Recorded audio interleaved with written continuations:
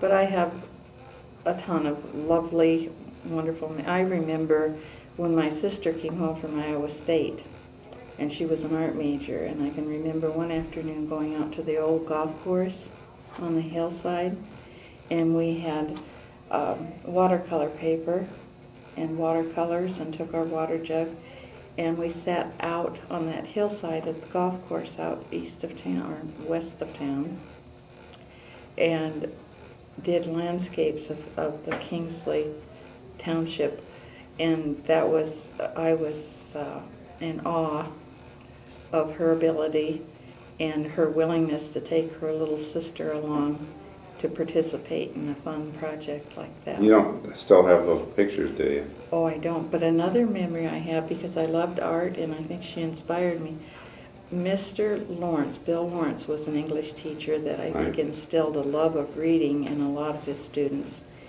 And right before school was to break for the summer, I used to do a lot of posters and making for different school events. And he said, Mary, he says, I want you to paint me a watercolor over the summer. And when I come back in the fall, you can bring it to me and I'll buy it from you. And so my mother had a subscription to Ideal magazines, and I took some of them to school, and he picked out a scene that he liked. And so for the summer I painted that, and it was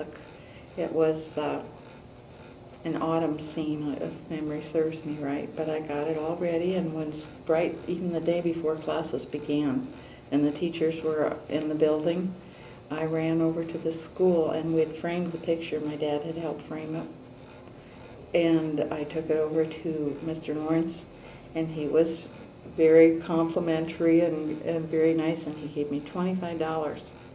I was just over the moon, and I ran home to show my mother, and she said, oh, Mary, that's exceedingly generous.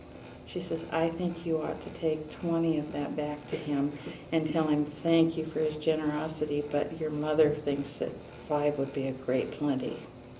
So I did. Begrudgingly, I walked back to school, but that was just to encourage my love of art and give me a project, which those teachers really got involved with their students and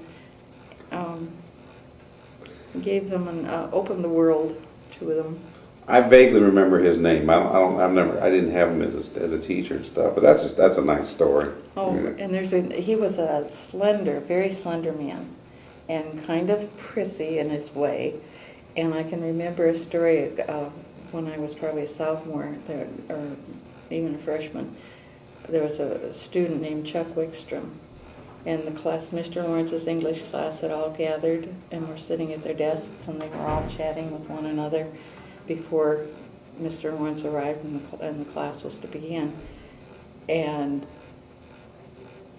Mr. Lawrence walked into the room, but Chuck Wickstrom had his back visiting with someone, and Mr. Lawrence stood in front of the classroom like this, waiting to get his attention.